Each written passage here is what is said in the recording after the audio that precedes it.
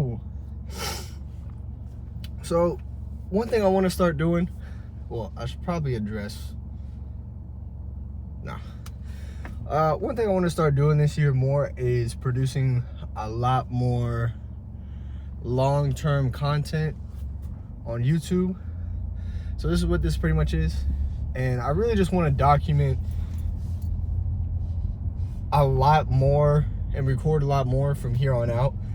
I truly believe I have gotten to a point of preparation and what's the word I'm looking for? Preparation, consistency, and just planning. And I'm actually so excited for this year because I have so much planned, and I really just want to document this because lately I've been noticing my memory's not the best, and I'm not concerned, but it's something new. So, but what I really just wanted to talk about is how one person can be the opportunity you're looking for. And what I mean by that is that I feel like a lot of times in my life when this is like in the way, ain't it? We're gonna put you like this. Yeah, that's better. I feel like a lot of times in my life, whenever I was seeking something out, I was always one person away from seeking what I wanted. And to put a perspective on that, just to put like some background. So for me, everything that I wanted to do in life, I wanted to make money with. I didn't, like when I was young and wanted to become a football player, I didn't want to become a football player because no! Ah! Okay, we're good. Don't panic. We're gonna do this. Hold up. We already get this one. Hey, there we go. That's good. So, I pursued football because I wanted to make money. And I saw it as a way to get out of being broke growing up. And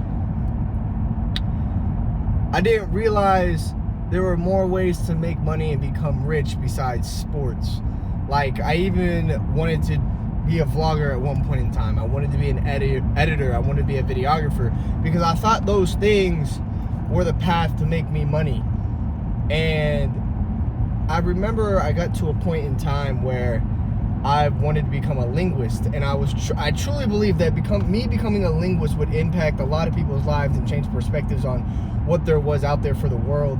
And during this time, I met my business partner, and he showed me how you could make money having a business. And I personally, I was like, I don't really care for having a business, but I low-key do. And what I mean by that is when I worked in Best Buy, when I worked in the warehouse out of Best Buy, it's English.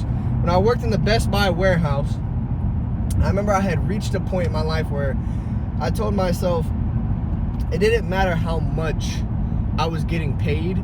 You could pay me $100 an hour, and I would much rather work for myself than work for somebody else.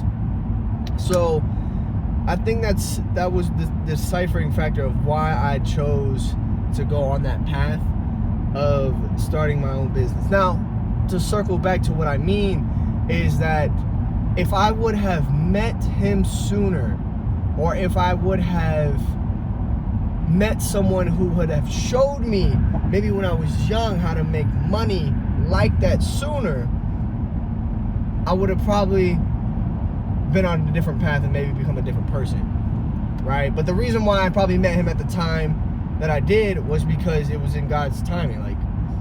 But my point is, I live by a saying that it only takes one person to change your life, and it only takes one opportunity to change your perspective, and vice versa.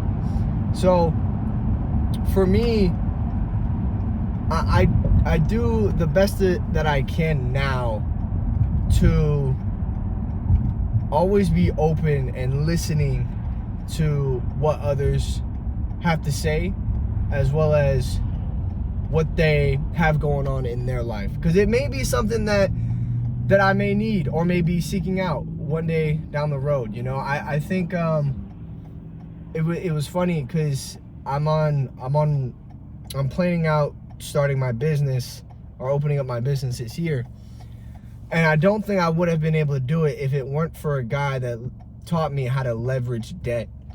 And if it weren't for that, I'd be screwed. I'd be trying to save up over several $1,000s trying to open up my business. But when I realized, I was like, bro, when he taught me that there's money out there that people are willing to give to make money, I was like, what do you mean? And he put me on the game, you know? So I hope for those of you who are watching that whatever you seek out, whatever path you're down, whatever road you're down, don't be afraid to have an open mind, because it may just take one person to change your entire life.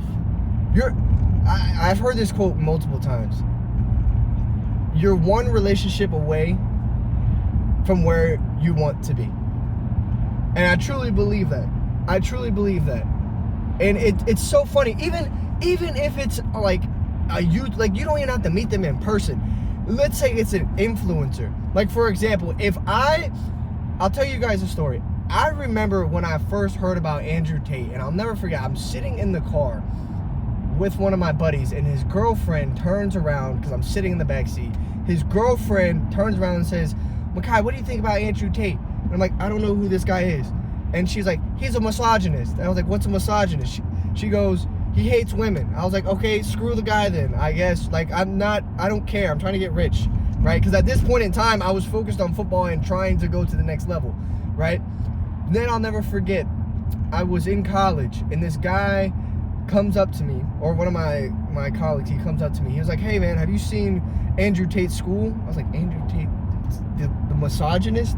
He was like, I guess, sure, whatever. But, like, his school, like, is saying, like, how he'll teach people to get rich or whatever. And I was like, right, yeah, okay, you're not gonna fool me with that, dog. Like, forget this BS. Cause dude, I've heard that before, man. Like, oh, you know, get rich quick scheme, like, whatever, right? I blew it off. The third time I heard about Andrew Tate was when I was working at Best Buy, and I'm walking back to the warehouse, and one of my coworkers comes up to me and says, bro, did you hear Andrew Tate got thrown in jail? And I kid you not, I was like, bro, I don't care. Because in my mind, because this is when I finally dropped out of school and was seriously trying to get rich.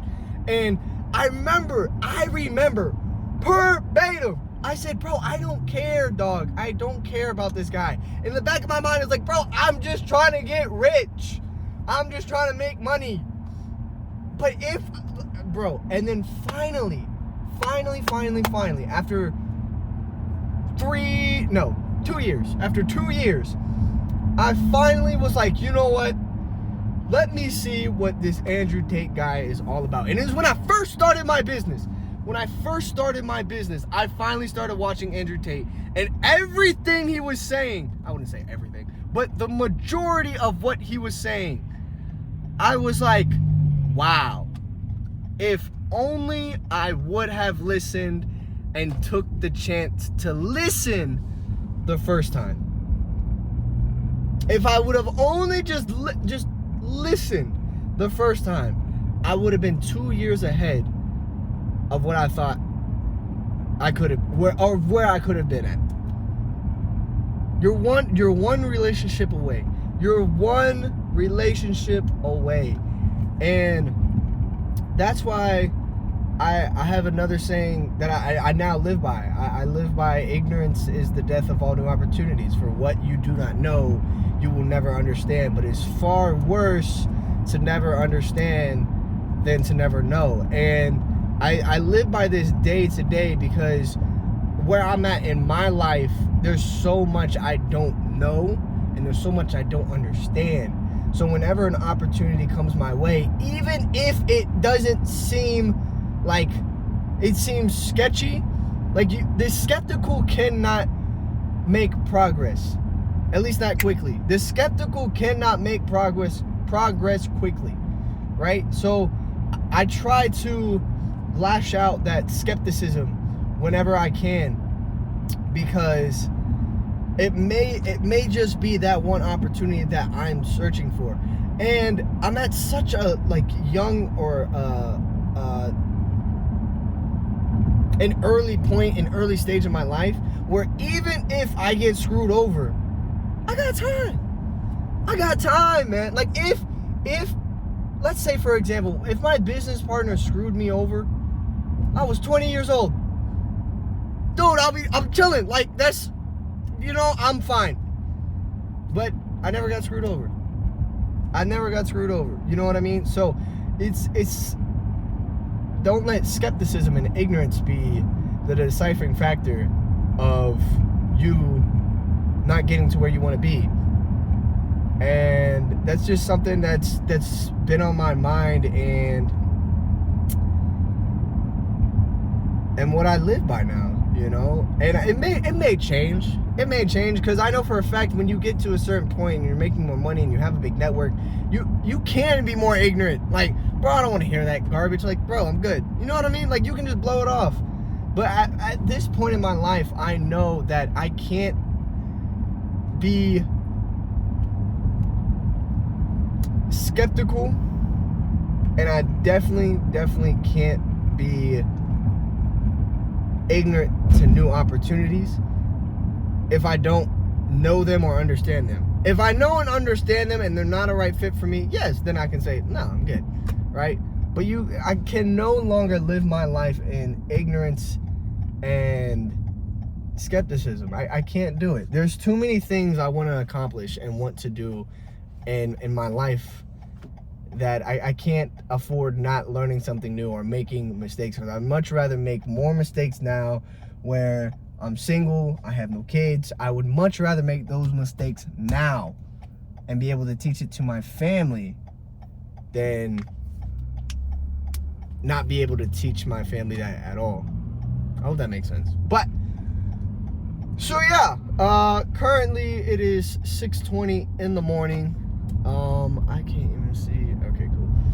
Yeah, it's 6:20 in the morning. Just got done with the gym. Gonna go home, eat a nice breakfast. I need a shower. I'm going to the dealership, sell some cars, and I'm gonna keep planning. Right now, ooh, don't fall. Right now, I'm planning to get my business up and running this year. I'm talking to an investor right now, as well as looking into leveraging like credit card, business credit cards with 0 APR and stuff like that. But I'm actually super excited because I'm such in a blessed position right now on my plan, having a great credit score, knowing the right people, and it's just like everything is like I'm playing chess. You know what I'm saying? I'm playing chess, dog.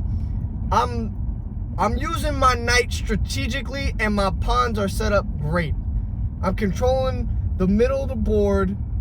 Checkmate is coming in 3 moves. Don't play with me, right? So I'm just excited, man, and I'm really just excited for a lot of things, of course, getting my business started, but what God has planned for me, as well as the people I'll be able to meet, the people I'll be able to impact. I'm overall excited because there's so much I have planned, and yeah, man. So we are back at the crib. Honestly, this wasn't that long of a video that I expected, but it's cool. It's fire. I'm kind of fogging up. And I also kind of want to record this for documentary reasons. So, like, I just bought a new car. It's January, and I bought a new car back in September. And I'm saying this so I can remember, because I know for a fact there's gonna come a time and day that I'll probably forget when I bought this car. But I bought a car back in September to build my credit, and it's all in my name. My mom didn't have to co-sign. Actually, I didn't even buy the car. They just took my trade-in, and it's, dude, like, dude, it's just so freaking crazy. Everything is aligning strategically and perfectly, because it's in God's plan, son. It's in God's plan. So, there we go. So I'm excited. Got a lot planned, and